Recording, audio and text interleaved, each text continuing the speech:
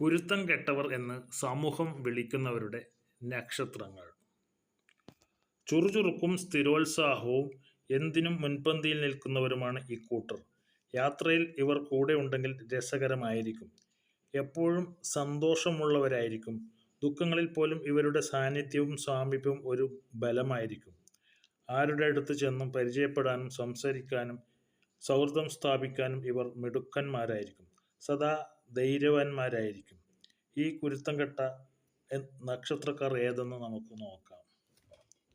കാർത്തിക, ആയില്യം, അത്തം, വിശാഖം, അനിഴം, തിരുവോണം, ചതയം, ഉത്രട്ടാതി എന്നിവരാണ് അവർ. നന്ദി, നമസ്കാരം.